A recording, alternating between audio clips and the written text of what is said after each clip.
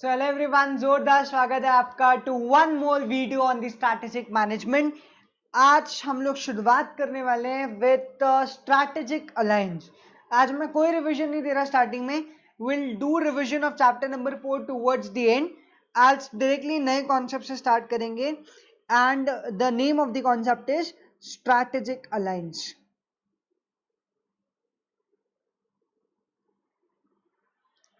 मैंने कल एक छोटा सवाल पूछा था आपसे कि कुछ लोग स्ट्रैटेजिक अलायंस को मिसअंडरस्टूड करते हैं एज ए जॉइंट वेंचर। तो क्या ऐसे डिफरेंसेस है which exist between a joint venture and a strategic alliance? तो पहले वो डिफरेंस के साथ शुरुआत करता हूँ, फिर स्ट्रैटेजिक अलायंस को थोड़ी प्रैक्टिकल सिनारियो में देखेंगे। देखो, जॉइंट वेंचर में दो डिफरेंट एंटिटीज E1 और E2 मिलकर एक सेपरेट एंटिटी बनाती थी जिसका नाम था E3।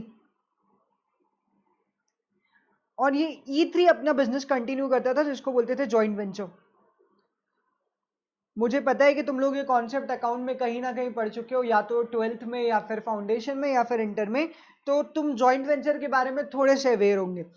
जैसे अब the super duper hit joint venture of India, Maruti Suzuki. So Maruti is an Indian company, Suzuki is a Japanese company. तो मान लो यहाँ पे अगर मारुति है, यहाँ पे सुजुकी है, तो ये दोनों ऑल टुगेदर एक नई एंटिटी बना देते हैं जिसका नाम है Maruti Suzuki. So this is a different company on the paper. E1, E2 will be different company on the paper and E3 will be a separate company on the paper. पर जैसे जैसे बिजनेस इवॉल्व होना शुरू हुआ, लोगों को समझ में आया कि अगर बिजनेस को चलाने के लिए फिजिकली साथ होना जरूरी ना हो, तो instead of using joint venture you can use strategic alliance.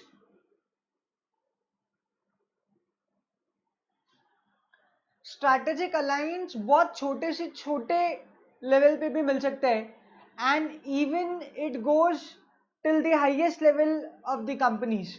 बड़ी कंपनीज भी स्ट्रैटेजिक अलायंस करती हैं और छोटे छोटे जगह पे, छोटे छोटे मार्केट्स पे भी स्ट्रैटेजिक अलायंस होता है। आई will give you one very simple example. एक बार मुझे सियागंज से कुछ काजू लेना थे और मैं एक काजू के दुकान पर गया, उसने मुझे कोई रेट बताया। मैं दूसरे काजू के दुकान पे गया, उसने मुझे रेट 1 रुपए कम बताया, but it was exactly somewhat similar rate.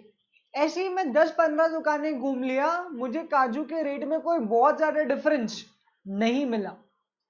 When I asked to one of the shopkeeper कि भाई तुम्हारे यहाँ कोई भी दुकानदार रेट कम करने के लिए तैयार नहीं, ऐसा क्यों?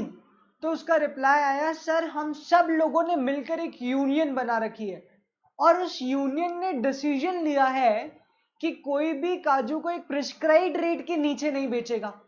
मतलब they have form their own community और वो कम्युनिटी सारे शॉपकीपर्स के लिए बाइंडिंग है जो भी उस पर्टिकुलर ज्योग्राफिकल एरिया में अपना व्यापार करते हैं। तो ये भी स्ट्रैटेजिक अलायंस है। अब सी, जब ये सारे के सारे शॉपकीपर्स मिलके कोई एक डिसीजन ले रहे थे जो कि सबके ऊपर एप्लीकेबल था and it was important for their business, क्या उन्हें एक सेपरेट लीगल एंटिटी बनाने की जरूरत पड़ी? Obviously not, because it was just N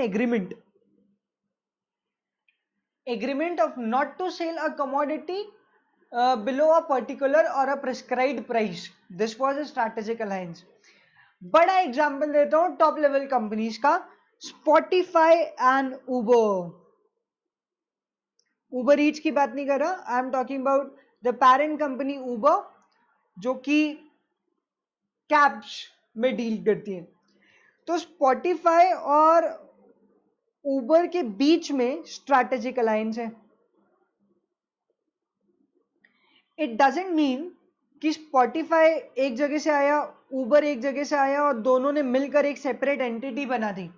this is not what is happening in strategic alliance.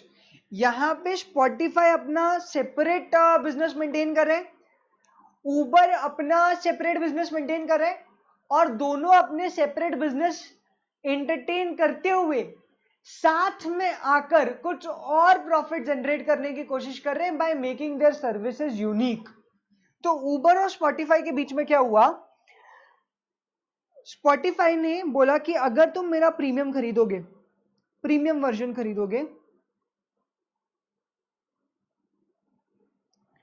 तो उबर के जो कैब्स हैं उन कैब्स में हम लोग स्पॉटिफाई के एप्लीकेशन की ऐसी सेटिंग करके रखेंगे कि जिनके पास प्रीमियम वर्जन है they can play their own playlist while travelling in the Uber cab.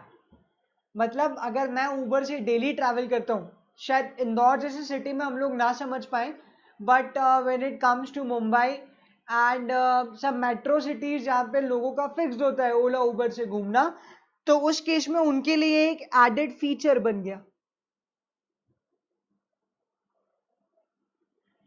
कि जब हम ओला में राइड करेंगे so we can connect our own Spotify and we can play our own songs. तो इससे स्पॉटिफाई को फायदा हुआ कि उसके प्रीमियम वर्जन की डिमांड ज्यादा होने लगी। एट द सेम टाइम उबर वाले को भी फायदा हुआ बिकॉज एक तो एडेड फीचर जुड़ गया, प्लस उसने स्पॉटिफाई से कुछ कमीशन अग्री किया होगा on the purchase of premium version by the customer. So this is one sort of strategic alliance. तो दोनों अलग अलग कंपनीज है, दोनों की सेपरेट एंटिटी है, कभी भी दोनों एक साथ मर्ज नहीं होते, but still they do business together. This is called strategic alliance. तो अगर परमानेंट नेचर का बिजनेस ना हो, बहुत ज्यादा लॉन्ग टर्म ना हो, बहुत ज्यादा हम लोग इस थॉट के ना हो कि साथ रहकर और फिजिकली एक ही ऑफिस में रहकर काम करना हो, तो जॉइंट वेंचर का एक बहुत बड़ा ऑल्टरनेटिव होता है strategic alliance, where you need not merge any of your entity और फिर भी आप साथ में काम करके एडिशनल प्रॉफिट derive कर सकते हो from the market. So one example is of Spotify and Uber. There was one more example. It was of Apple Pay, Apple Pay and Mastercards.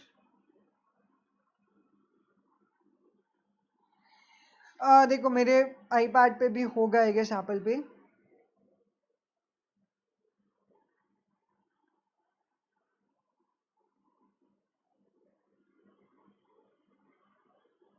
नहीं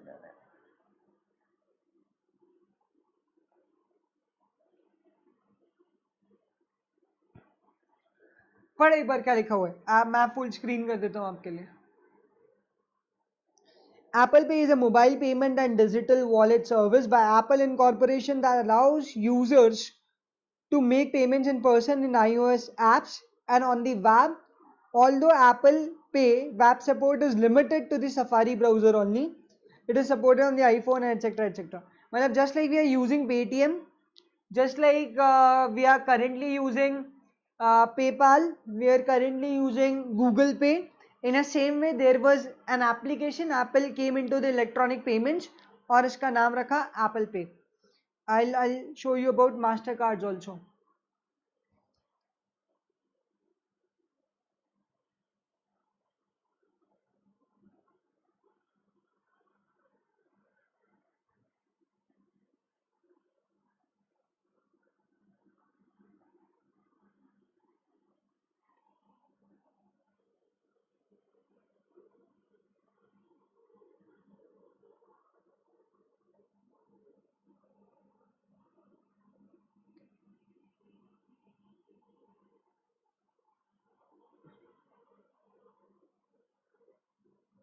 चल ये इसकी साइट में थोड़ी सी प्रॉब्लम आ रही है।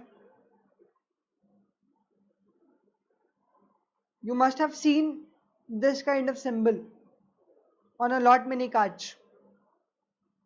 Just like there are Visa cards, there are Mastercards as well. So what I'm trying to explain you कि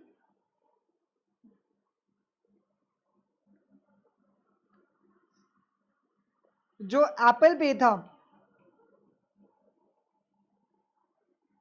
जब मैं ये मार्केट में आया तब सबसे ज्यादा पेमेंट्स होती थी मास्टर कार्ड से and master card was leader in electronic payments. और जब एप्पल पे मार्केट में आया तो मास्टर कार्ड ने डायरेक्टली एप्पल पे से compete करने की बजाय स्ट्रैटेजिक अलायंस कर लिया। तो मास्टर कार्ड्स के प्लेटफॉर्म पे एप्पल पे प्रमोट हुआ और एप्पल पे के प्लेटफॉर्म पे मास्टर कार्ड्स प्रमोट हुए और दोनों को बहुत फायदा हुआ। Since Apple was new to the industry, Apple को एक अच्छा बूस्ट मिला और मास्टर कार्ड को पता था कि Apple did not have any problem और any stringent with the capital और एप्पल लमसम पैसा मार्केट में लगा सकते हैं, तो Mastercard avoided direct competition with the Apple. That's what happened. So this was another example of strategic alliance between Apple Pay and Mastercard. And the biggest, the most different kind of strategic alliance ever happened, that was of Google and Luxottica. So these were the two companies. Search करना आपको मिलेगा। तो एक company जो थी वो makeup की कुछ सामान बनाते थे और आर्टिस्टिक चीजें बनती थी, और जो गूगल था that was very good with the technology, और दोनों कंपनीज आपस में मिली and they created some sort of advantage. This was also called strategic alliance. तो छोटे से छोटे बिजनेसेस से लेकर बड़े से बड़े बिजनेसेस में स्ट्रैटेजिक अलायंस इज पॉसिबल। और सबसे इंपॉर्टेंट बात यह है स्ट्रैटेजिक अलायंस में कि आपको एक नई एंटिटी नहीं बनाना पड़ती है, आप अपना सेपरेट स्टेटस मेंटेन करते हुए भी स्ट्रैटेजिक अलायंस कर सकते हो। I have given you a few examples, ये कंटेंट एग्जाम में लिखना है। अब स्ट्रैटेजिक अलायंस मैं बता देता हूँ, थोड़े से टाइप्स होते हैं which are not given in the module, but हर फेमस बुक में, हर फेमस साइट पर आपको ये मिलेगा। When you will study about strategic alliance, there are 4 major types of strategic alliance. You can write this in exam also.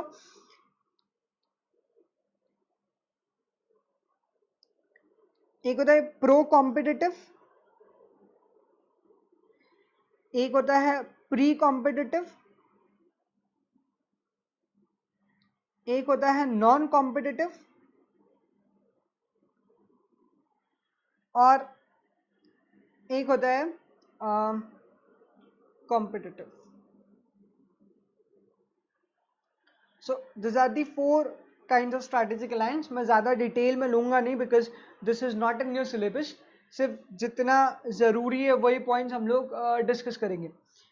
तो strategic alliance जब मैं बोलता हूँ प्रो कॉम्पिटिटिव, तो इसका मतलब है कि जो आपके सप्लायर्स हैं या जो आपके बायर्स हैं उनके साथ अलायंस कर लो। मतलब in simple terms, if I make this is my value chain या फिर सप्लाई चेन। याद है ना हम लोगों ने वैल्यू चेन पढ़ा था, रॉ मटेरियल, इंटरमीडिएट गुड्स, फिर मैन्युफैक्चरिंग, फिर मार्केटिंग और फिर आफ्टर सेल्स। तो अगर आप सपोज मैन्युफैक्चरिंग लेवल पे हो, तो अगर आप आपके रॉ मटेरियल के साथ कोई अग्रीमेंट करते हो या फिर आप आपके आफ्टर सेल्स के साथ कोई अग्रीमेंट करते हो जिसमें दोनों का फायदा इन्वॉल्व हो और दोनों को ज्यादा बिजनेस मिले, so that will be called as pro competitive strategic alliance. Clear? मतलब सप्लाई चेन के ऊपर या फिर नीचे, मतलब फॉरवर्ड और बैकवर्ड, ऐसे स्ट्रैटेजिक अलायंस करना will be called pro competitive. Now there is one more strategic alliance which is called pre competitive. Now what happens is कि एक नया प्रोडक्ट बनाने के लिए, मतलब the product is still in imagination, product बनानी है, देखो नाम क्या है, प्री कॉम्पिटिटिव। अभी प्रोडक्ट मार्केट में बनकर नहीं आया है, प्रोडक्ट अपनी फॉर्मेशन वाली स्टेज पे, और तभी कंपनी ने आपस में अग्रीमेंट कर लिया कि चलो हम लोग अलग अलग रिसर्च का पैसा नहीं वेस्ट करते, हम लोग एक साथ रिसर्च करेंगे, प्रोडक्ट बनाने के तरीके को समझेंगे। Once that particular way of making the product is identified, तब हम लोग आगे सोचेंगे अलायंस कंटिन्यू करना है या नहीं करना है। बट अभी R&D अगर हम लोग कर रहे हैं तो चलो साथ साथ R&D करें। This is called pre-competitive strategic alliance. Now then there is non-competitive strategic alliance. Generally same industry में होते हैं दोनों ही कंपनीज, दोनों ही कंपनी सेम इंडस्ट्री में होती है, लेकिन दोनों के जोग्राफिकल मार्केट्स बहुत डिफरेंट होते हैं। जोग्राफिकली डिफरेंट है। मान लो हो सकता है एक कंपनी यूएसए में हो, एक कंपनी इंडिया में हो, और इनको सपोज जापान में काम करना हो, तो भले ही ये दोनों एक दूसरे के कंपटीशन में इंडस्ट्री वाइज, लेकिन दोनों के मार्केट्स तो बहुत ही अलग है। USA is all together different market and India is all together different market. तो उन्होंने बोला ठीक है, हम लोग भले ही काम सेम करते हो, लेकिन अगर हम लोग जापान में मिल के काम करेंगे तो ज़्यादा फायदा होगा। तो इंस्टीड ऑफ कि इंडिया अकेले जापान में एक सब्सिडरी खोले और यूएस अकेले में जापान में एक सब्सिडरी खोले, इंडिया और यूएसए की कंपनीज आपस में स्ट्रैटेजिक अलायंस करेंगी and then they will open an entity in Japan. जरूरी नहीं है कि उस एंटिटी का सेपरेट रजिस्ट्रेशन हो, दे कैन ओपन इंडिविजुअल एंटिटीज और उनके बीच में स्ट्रैटेजिक अलायंस होता है। सो that is called non competitive. Next is called competitive alliance, मतलब जब सेम इंडस्ट्री भी हो, सेम जोग्राफिकल मार्केट या जोग्राफिकल एरिया भी हो, और फिर भी आप स्ट्रैटेजिक अलायंस करते हो, just like to keep the prices under control, prices को अंडर कंट्रोल करने के लिए। So that will be called as competitive strategic alliance. आपको एग्जाम में अगर मेंशन करना है तो एक एक लाइन में मेंशन कर देना कि entering into strategic alliance with the companies either in the with the companies in the supply chain is called pro competitive strategic alliance. To enter into strategic alliance for research and development of the product is called pre competitive strategic alliance. To enter into strategic alliance with a company which is in the same industry but geographically the market area is different, then that is called non competitive strategic alliance. And when two or more companies in the same industry within the same geographical location enter into a strategic alliance in order to safeguard the industry, then that is called competitive strategic alliance. तो ऐसे दो दो line लिखना है, that's it. नहीं भी लिखोगे तो भी चलेगा because not in the syllabus, बस कंटेंट इतना होना चाहिए कि स्ट्रैटेजिक अलायंस पे क्वेश्चन आए तो आप लिख पाओ। देखो बाकी सब बकवास था, को जेनेरिक मर्जर को कॉन्ग्लोमरेट, बिकॉज एक बार टर्म समझ गए तो ऑटोमेटिकली वो समझ में आ जाएगा, तो इसलिए उसमें हम लोगों ने ज्यादा दिमाग नहीं लगाया। लेकिन ये स्ट्रैटेजिक अलायंस इंपॉर्टेंट है, इसमें जरूर तुम्हें अच्छा कंटेंट लिख के आना पड़ेगा and I am expecting that this question might come in the exam. तो ये कुछ एग्जांपल्स थे, वो बता दिए, वो लिख लो। ये लिखना चाहो तो एक बार कॉपी कर लो and after that we are going to read the content from the module.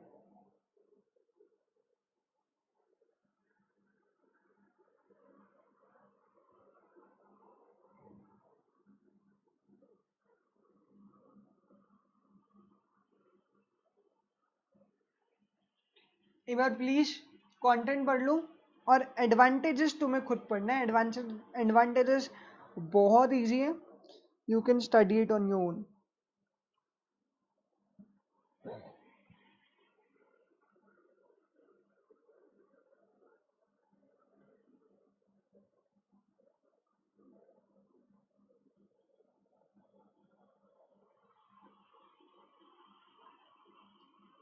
I am giving you 2 minutes, एक बार स्ट्रैटेजिक अलायंस पढ़ लो अच्छे से, एडवांटेजेस पढ़ लो,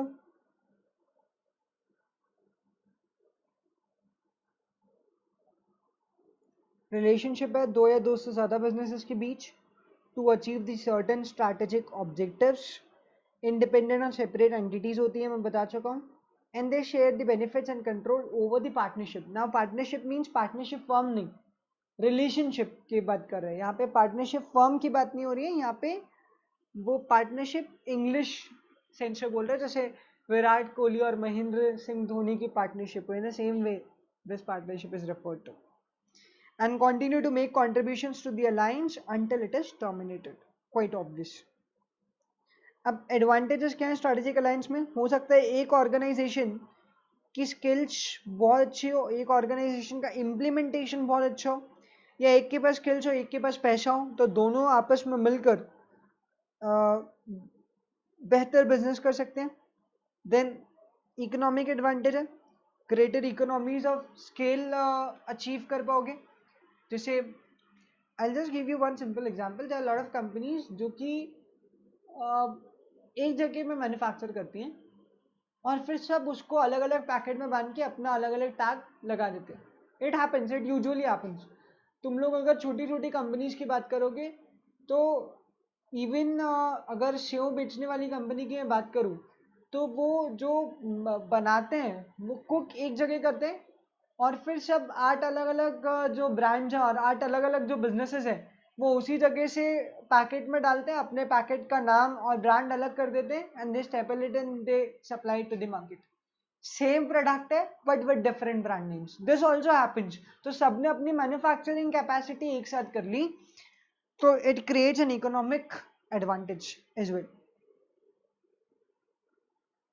ये सबसे important, rival can join together to cooperate instead of compete. You already know the example. Next is political. To gain entry into a foreign market. मैंने अभी example दिया था, one company is in India and one company is in US और उनको Japan में enter होना है, तो अगर वो इंडिविजुअली इतने रिस्क ना ले पा रहे हो तो दोनों साथ में आकर अग्रीमेंट करके दोनों के बीच में they can open an unit in Japan. अच्छा, डिसएडवांटेज क्या होंगे स्ट्रैटेजिक अलायंस की? सर हम लोग दूसरों पे भरोसा कर रहे हैं क्योंकि हम हमारा R&D शेयर करेंगे, हम हमारा इम्पोर्टेंट डेटा शेयर करेंगे, हमारी कैपेबिलिटी शेयर करेंगे और सामने वाले ने धोखा दे दिया तो ये तो जीवन का दस्तूर है. तो सबसे बड़ा मेजर डिसएडवांटेज है धोखा. An ally may become a competitor in the future. Trade secrets आपके बाहर चले जाएंगे. And the major advantage is sharing of the information, knowledge, skills etcetera. So this is it from strategic alliance. एक बार जल्दी से read कर लो. I am giving you 1 or 2 minutes. Once you complete reading it तो points दिमाग में रखने की कोशिश करना. एडवांटेजेस में 4 पॉइंट्स हैं. O E S P, O E S P, O E S P, ठीक है. और डिसएडवांटेजेस में sharing of knowledge, trade secrets में भी शेयर, और an ally may become a competitor in the future. Ally means मतलब होता है फ्रेंड. तो एक बार प्लीज ये याद करने की कोशिश करो. Also learn the definition and after that will start with the last part of this chapter, retrenchment.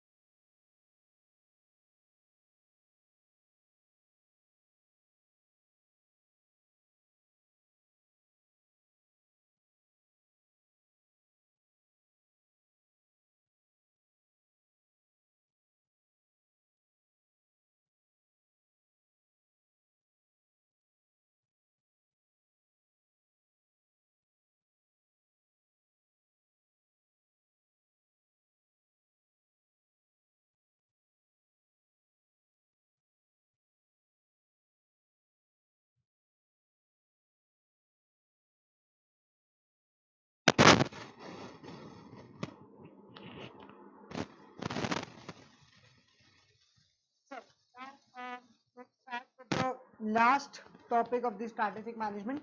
उम्मीद है कि तुमने स्ट्रैटेजिक अलायंस रिवाइज किया होगा और एडवांटेजेस और डिसएडवांटेजेस एक बार पढ़ लिए होंगे. Now the last concept is of retrenchment.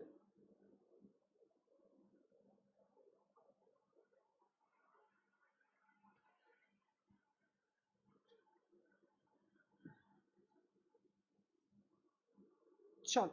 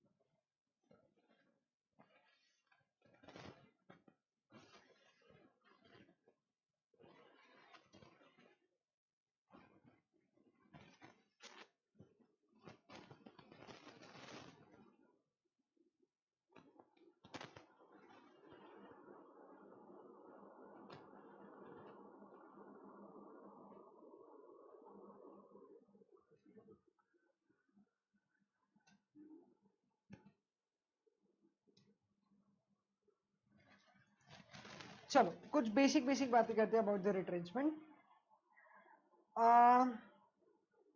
Corona virus के कारण बहुत सारी कंपनीज ने अपने एम्प्लॉयज के जो नंबर्स हैं वो 20% तक कम कर दिए। They reduced their employees by the margin of 20%, up to 20% also. There are certain companies currently. This is one thing.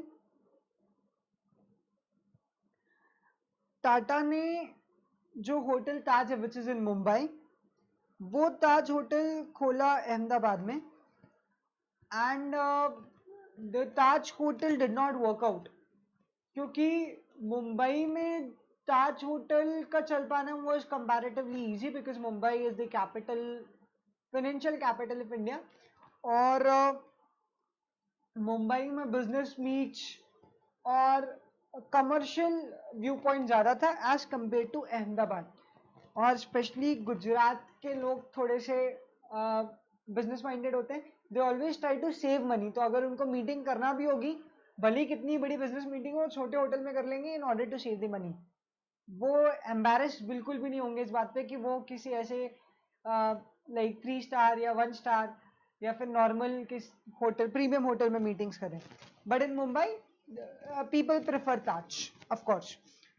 तो टाटा ने मुंबई का जो एनवायरनमेंट है वो सोच के ताज डाला in Ahmedabad, and it was a big failure.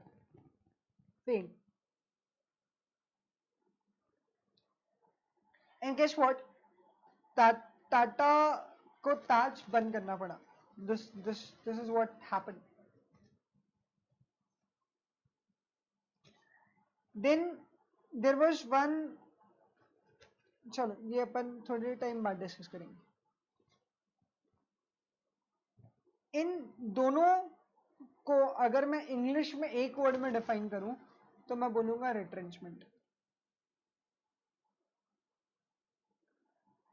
जब भी आप एग्जिस्टिंग लेवल से डिप मारते हो तो वो रिट्रेंचमेंट है। जब भी आप एग्जिस्टिंग लेवल से डिप मारते हो तो वो रिट्रेंचमेंट है।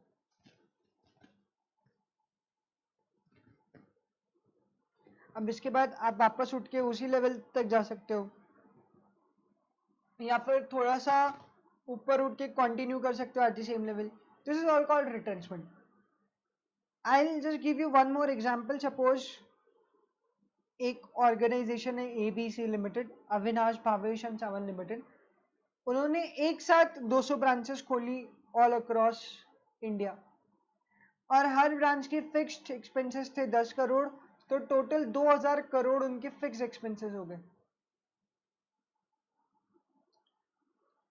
और वो इतनी सेल नहीं कर पाए कि उनके फिक्स एक्सपेंसेस रिकवर हो पाए, right? They couldn't even reach to the operating break even point. We have studied that in financial management. तो ABC लिमिटेड ने अपनी 100 ब्रांचेस क्लोज कर दी। This is what retrenchment. Clear? मतलब जब भी एग्जिस्टिंग बिजनेस चल रहा हो और एग्जिस्टिंग बिजनेस में डिप आए आप अपनी एक्टिविटीज कर्टेल करो ताकि आप रिसोर्सेज बचा सको, आपकी कैपेबिलिटी को सही डायरेक्शन में यूज कर सको, पैसा बचा सको। और अगर तुम अभी रिट्रेंच करते हो और तुम्हें लगता है कि तुम्हें ज्यादा फायदा हो रहा है तो करना चाहिए, right? As a businessman you should not always keep megalomania approach कि मुझे बड़ा बनना है, बड़ा बनना है, बड़ा बनना है, भले ही लॉस हो रहा हो। Not allowed in business, you have to be smart, quick. और वॉरेन बफेट का भी बहुत बढ़िया स्टेटमेंट है, you should know when to quit. खैर ये उन्होंने स्टॉक मार्केट के रिस्पेक्ट में बोला हुआ है, but we can use the same statement in case of retrenchment also. You should know when to quit, क्योंकि अगर अननेसेसरली आप क्लिंग करके रहोगे किसी बिजनेस पे जहां से कोई प्रॉफिट्स नहीं निकल रहे, so that is just waste of time. तो रिट्रेंचमेंट होना जरूरी है। एक बार रिट्रेंचमेंट की डेफिनेशन पढ़ते हैं। I am just going to read the definition of retrenchment, that's all. पढ़े एक बार, तीनों पॉइंट पढ़ना। Substantially reduces the scope of its activity and attempt to find out the problem areas and diagnose the causes. जब ताज hotel बंद हुआ है अहमदाबाद से, तो टाटा ने डेफिनेटली एनालिसिस किया होगा कि ताज के बंद होने के क्या कारण थे and why Taj was not a successful hotel in Ahmedabad. और ये एनालिसिस करके आपको समझ में आएगा कि क्या प्रॉब्लम्स थी, and sometimes you want to solve those problems. अब सुनना मेरी बात ध्यान से।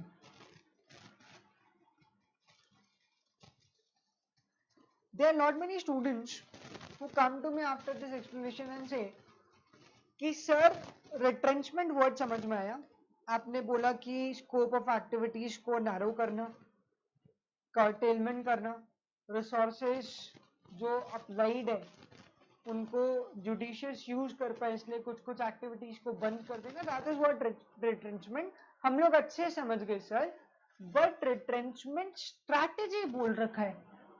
What they have said is retrenchment strategy. ये कौन सी बात है? मतलब जब आप एक्टिविटीज बंद कर रहे हो तो ये तो बुरी बात है ना सर। और स्ट्रैटेजी हम लोग हमेशा अच्छी चीज के लिए बनाते हैं। स्ट्रैटेजी में हम लोग ज्यादा ग्रो करना चाहते हैं, ज्यादा प्रॉफिट कमाना चाहते हैं, स्ट्रैटेजी में हम लोग हमारी सेल बूस्ट अप करना चाहते हैं, तो strategy results in good thing, that's what the strategy means. तो रिट्रेंचमेंट में स्ट्रैटेजी कैसे? ये तो गलत बात है, this is the wrong thing. ये बुरी बात है कि हम हमारा बिजनेस स्केल डाउन कर रहे हैं। Where is strategy and what is the significance of strategy with retrenchment? तो अब I will give you one more example, जबरदस्त एग्जांपल।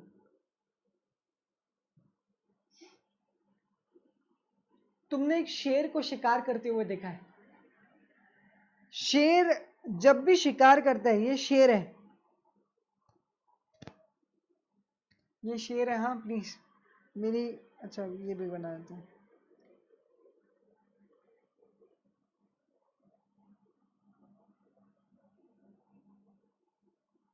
ये शेर है। तो ये शेर जब भी शिकार के लिए छलांग मारने जाता है, ये शिकार है Tunnu.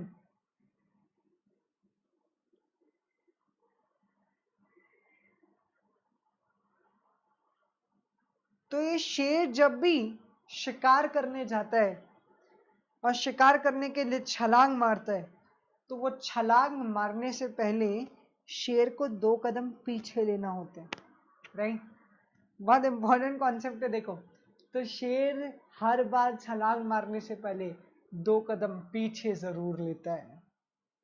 In the same way, this might be possible with retrenchment. I'll give you a real life example. The शेर और टुन्नू के अलावा there was one product of Toyota जो कि Toyota का मेडन प्रोडक्ट था in India, and that was Toyota Collis.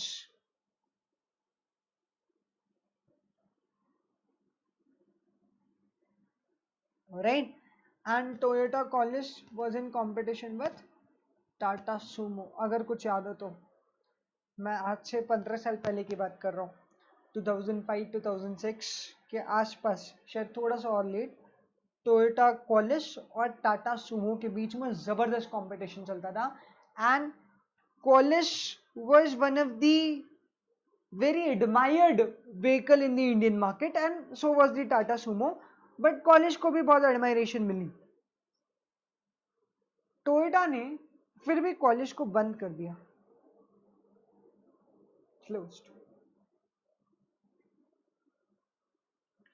तो Collins बंद किया मतलब प्रोडक्ट बंद किया. So this was retrenchment of course. पर टोयोटा ने कॉलिस बंद करने के बाद एनालिसिस किया कि कॉलिस में क्या क्या प्रॉब्लम्स थी. दो it was a super hit model but still towards the end Collins थोड़ी सी बिकना कम हुई. टोयोटा ने तुरंत कॉलिस को बंद किया, आइडेंटिफाई की what were the problems in Collins. It focused its entire strength on solving the problems, but later on it realized कि Collins अब थोड़ी सी ओल्ड ब्रांड हो गई है और अब कॉलिस को मार्केट में रिवाइव करने के लिए बहुत मेहनत लगेगी. Even engine needs to be updated. तो या तो कॉलिस को ऑल टुगेदर कुछ करके नई कोई चीज निकालो and thereby they came up with an idea कि क्यों ना कॉलिस को बंद कर दिया जाए और थोड़े टाइम तक टोयोटा की कॉलिस ना रहे, मार्केट से डिमांड जनरेट हो, रिट्रेंच कर दो अपनी सारी एक्टिविटीज को, let demand be generated and sooner we will launch a new vehicle by the name of Innova. And guess what? Toyota was back in the market with the new brand Innova. तो Toyota ने जो यहां पे जो strategy use की वो retrenchment strategy थी. चूंकि Collins was a hit product, जैसे मारुति का स्विफ्ट जबरदस्त चल रहा है और मारुति स्विफ्ट के भरोसे ही चल रही है. मारुति की आदत ही है, मारुति का ऑल्टो हिट गया तो ऑल्टो ऑल्टो ऑल्टो ऑल्टो चल रहे हैं. मारुति की स्विफ्ट हिट गई तो स्विफ्ट यही सब चल रही है. स्विफ्ट के भी वो अलग अलग वेरिएंट्स निकाल रहे हैं. स्विफ्ट को भी स्पोर्ट्स में निकाल दिया, स्विफ्ट का नया वेरिएंट निकाल दिया. So all together Maruti is updating Swift every time. Toyota ने कॉलिस बंद नहीं कर दी, बोले हमारा प्रोडक्ट भले ही सक्सेसफुल हुआ, still we will follow the retrenchment strategy. हम अभी तो प्रोडक्ट को बंद कर रहे हैं, we are closing the product as of now. And once they diagnose the problem, they solved it और दे फाइनली डिसाइडेड कि यार ये प्रॉब्लम सॉल्व करनी ही नहीं चाहिए, let us make a new vehicle जो कि कॉलिस से भी बेटर हो.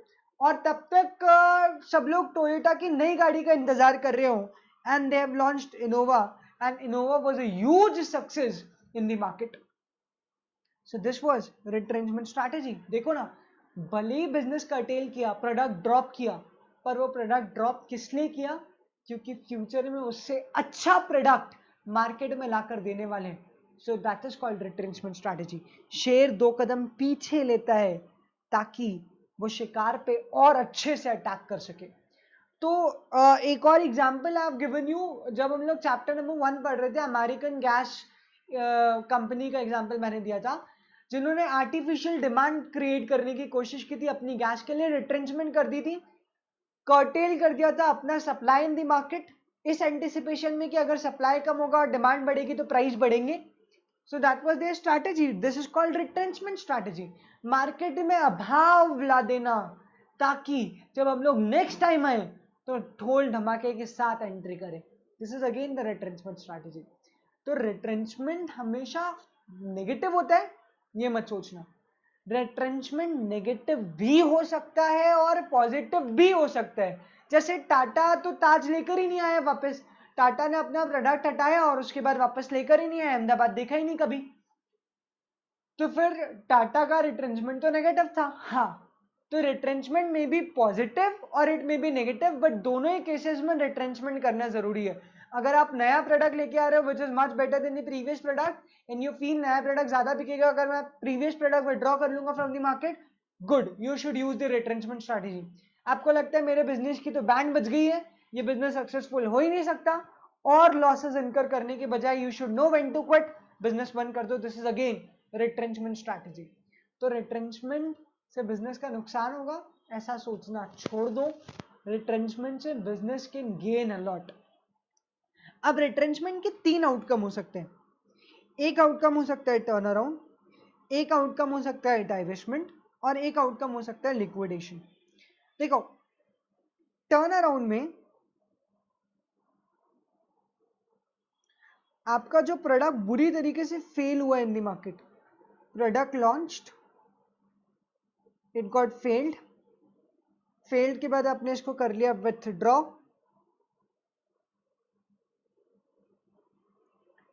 फिर आपने किया एनालिसिस, और फिर फाइनली आपने कर दिया रीलॉन्च। क्या रीलॉन्च किया? Product. So this is the turn around strategy. Why this is turn around?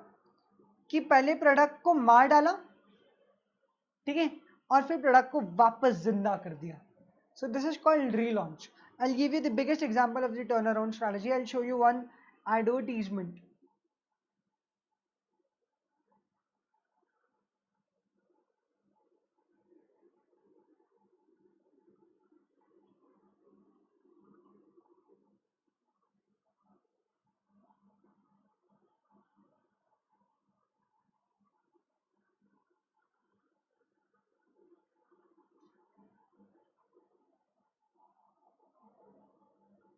Review नहीं चाहिए मुझे, सिर्फ एडवर्टीजमेंट चाहिए।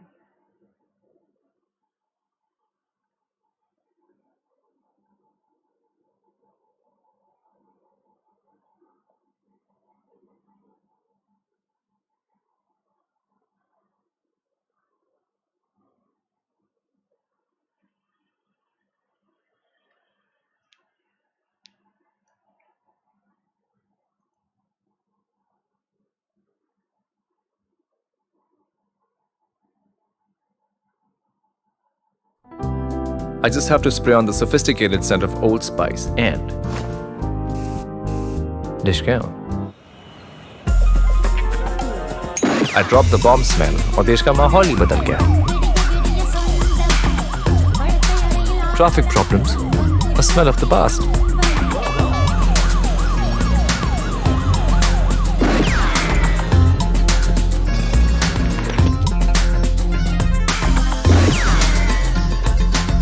Ticket please.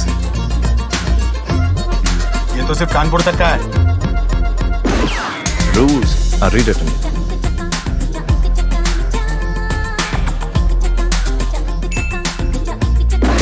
पेश है लव और खुशी, 2 तोहफे दुनिया के लिए। Man, it's time to make history again.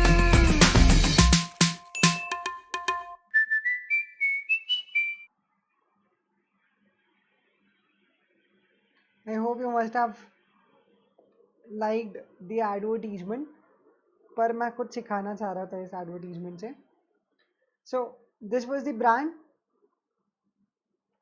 This was the brand called old spice. अगर तुम लोग ओल्ड स्पाइस के बारे में और रिसर्च करोगे तो old spice in somewhere in between 2000-2010 के बीच में, Old Spice was not considered a brand to be chosen by the youngster. Old Spice को हम लोग इंडिया में कम देखते हैं, बट यूएस में it's very very popular now days. इसका जो डायरेक्ट कॉम्पिटिटर है वो है एक्स इन abroad, outside India. So old spice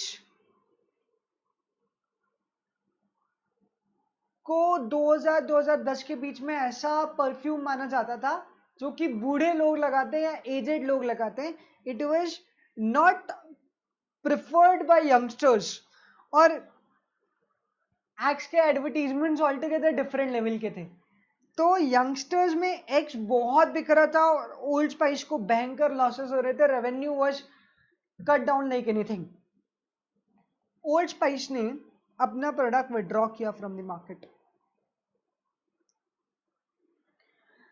अपना ब्रांड नेम चेंज किया।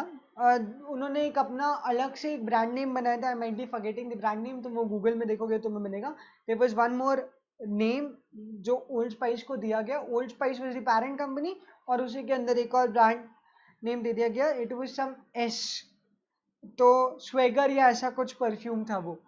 तो ओल्ड स्पाइस को विड्रॉ किया, एनालिसिस किया, रीजन ढूंढे कि ओल्ड स्पाइस अब सक्सेसफुल क्यों नहीं है मार्केट में, क्योंकि ओल्ड स्पाइस मार्केट लीडर था बिफोर एक्स केम इन। तो why Old Spice is not working and not doing good in the market, ऐसा बहुत सारा एनालिसिस किया। Finally they find out the problems और उन्होंने उस प्रॉब्लम का सॉल्यूशन निकाला and they relaunched Old Spice with a new brand. और एनबीए का एक बहुत अच्छा प्लेयर था, उससे एडवर्टीजमेंट कर रहे हैं ओल्ड स्पाइस का, ताकि यंगस्टर्स डायरेक्टली अट्रैक्ट हो जाए ओल्ड स्पाइस एंड स्वेगर वाला जो इसकी ब्रांड थी ओल्ड स्पाइस की, उस ब्रांड के अंदर उन्होंने परफ्यूम बेचना स्टार्ट किए। And guess what, Old Spice जिसका मार्केट शेयर नीचे जा रहा था, अचानक से ओल्ड स्पाइस ने रिवाइव मारा and it got back in the market and still it is selling like anything. This is called turn around strategy.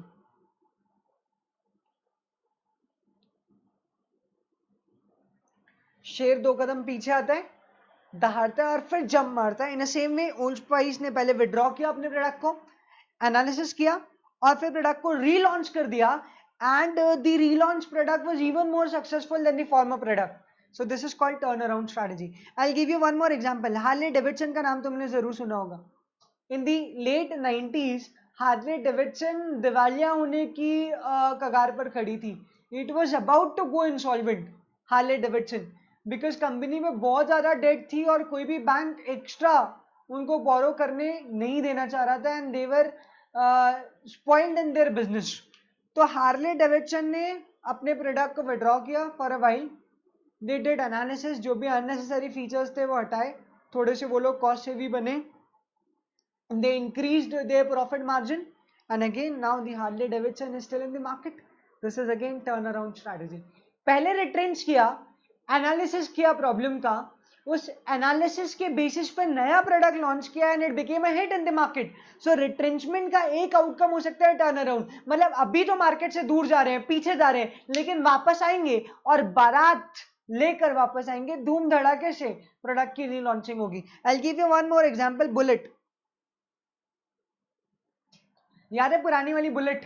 I will show कि पुरानी वाली बुलेट कैसी दिखती थी और नई वाली बुलेट कैसी दिखती है। ये सारे एग्जांपल्स लिख कर आना आपको in the exam. Bullet images,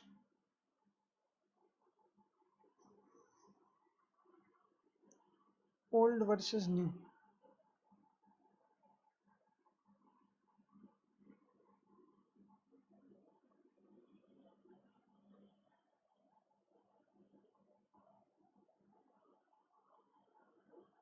तो देखो ओल्ड बुलेट्स कुछ इस टाइप की होती थी,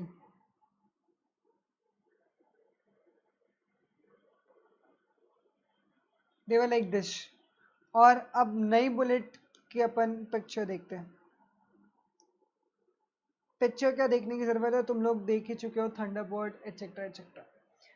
तो बुलेट की जो पुरानी गाड़ी थी वो बहुत भारी थी, मतलब उसमें लोग बोलते हैं कि अगर किक गलती से गलत लग जाए तो हो सकता था पैर फ्रैक्चर हो जाए। और आजकल मेरे से लोग भी बुलेट लेकर घूमते हैं इन द मार्केट, क्योंकि बुलेट ने रीडिफाइन किया खुद के प्रोडक्ट को, मार्केट से विड्रॉ की पुरानी बुलेट्स, नई बुलेट्स मार्केट में इंट्रोड्यूस की and the bullet is earning profit like anything. It is the most preferred bike by every youngster. तो एक स्ट्रैटेजी मैंने आपको समझा दी, रिट्रेंचमेंट का एक आउटकम हो सकता है turn around. There is one more strategy, divestment. अब हम लोग डाइवेस्टमेंट को अलग नहीं पढ़ेंगे, हम लोग डाइवेस्टमेंट प्लस लिक्विडेशन दोनों साथ में पढ़ेंगे। देखो डाइवेस्टमेंट मतलब होता है कि आपका बिजनेस बेच देना, बिजनेस सेल आउट करना, और लिक्विडेशन मतलब होता है एसेट सेल आउट करना। जरूरी नहीं कंपनी हर बार प्रोडक्ट मार्केट से बाहर निकाले इसी उम्मीद में कि वो प्रोडक्ट को रिलॉन्च करेगी। कई बार ऐसा हो सकता है कि कंपनी का ठंडन गोपाला हो चुका है, कंपनी डूब चुकी है बहुत बुरी तरीके से, and now the company can not revive itself. तो कंपनी सोचती है यार अब तो लॉस बचा के निकल जाओ, लॉस काट के निकल जाओ, I should know when to quit, this is the time to quit.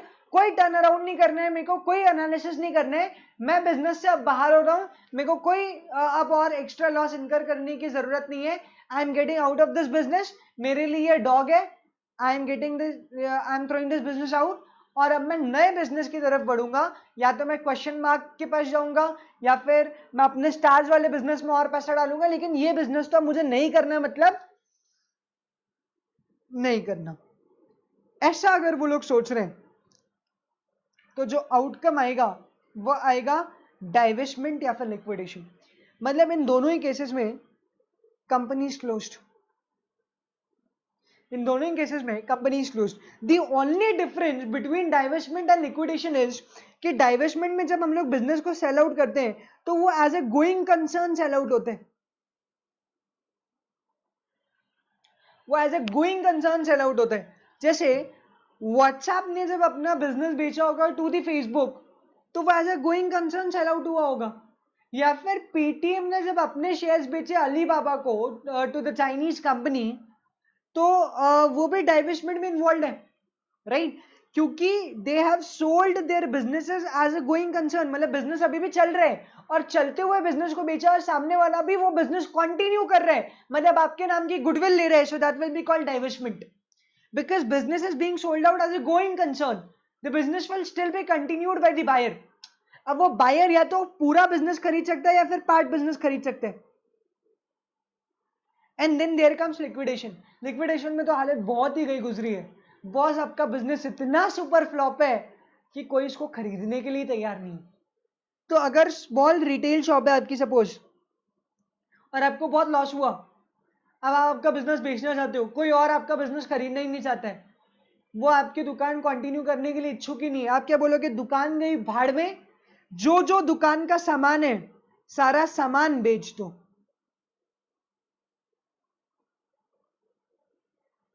This is what liquidation. क्योंकि sir business as a going concern नहीं बिक पा रहे, business as a going concern नहीं बिक पा रहे, और जब business as a going concern बिक नहीं पा रहे तो फिर क्या करें भाई? एसेट उठाओ, एसेट को उठा के बेच दो और खत्म करो। This is what we call liquidation. The biggest example is of Aircel. Aircel is applied for part liquidation क्योंकि एयरसेल का दिवालिया निकल चुका था, it became insolvent like anything, so they had to liquidate, partial liquidation करना start किया उन्होंने, and they started paying off their debts. मतलब पूरी कंपनी को लिक्विडेट नहीं किया, कुछ पोर्शन ऑफ द कंपनी को लिक्विडेट किया ताकि वो अपनी डेट को रीपे कर सके। So this is the major difference between the divestment and the liquidation। तो भाइयों रिट्रेंचमेंट में दो आउटकम हो सकते हैं, या तो आप टर्न अराउंड कर सकते हो या फिर आप डाइवेस्टमेंट करोगे, मतलब अपने बिजनेस को एज ए गोइंग कंसर्न बेच दोगे, या बिजनेस की कोई यूनिट बेच दोगे, या बिजनेस के कुछ शेयर्स बेच दोगे।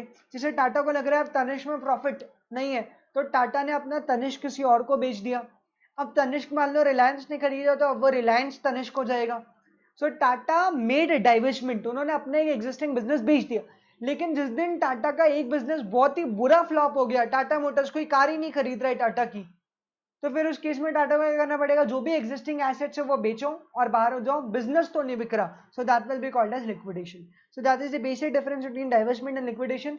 दोनों में ही कंपनी की बैंड बच चुकी है, दोनों में ही आप कंपनी से बाहर होना चाहते हो, बस लिक्विडेशन में नुकसान कंपैरेटिवली ज्यादा होने वाला है। So these are the three strategies in case of retrenchment. So with this we are done with our chapter. Sir आप बोलोगे कॉम्बिनेशन स्ट्रैटेजी नहीं पढ़ाई, तो combination strategy is the mix up of the above three strategies. मतलब जो मैंने stability, growth और retrenchment पढ़ाया है, इन तीनों में से कॉम्बिनेशन यूज करना, मतलब या तो स्टेबिलिटी यूज करना कुछ बिजनेसेस के लिए, कुछ के लिए रिट्रेंचमेंट यूज करना, दिस विल बी कॉम्बिनेशन। हर एक यूनिट के लिए एक एक स्ट्रैटेजी यूज करना, दिस विल बी कॉम्बिनेशन। तो जैसे रिलायंस है, रिलायंस के अगर 50 बिजनेसेस है, कुछ लोग स्टेबिलिटी फॉलो कर रहे हैं, कुछ लोग ग्रोथ फॉलो कर रहे हैं, कुछ लोग रिट्रेंचमेंट फॉलो कर रहे हैं। सो द रिलायंस की स्ट्रैटेजी ओवरऑल लेवल पे कहलाएगी कॉम्बिनेशन स्ट्रैटेजी।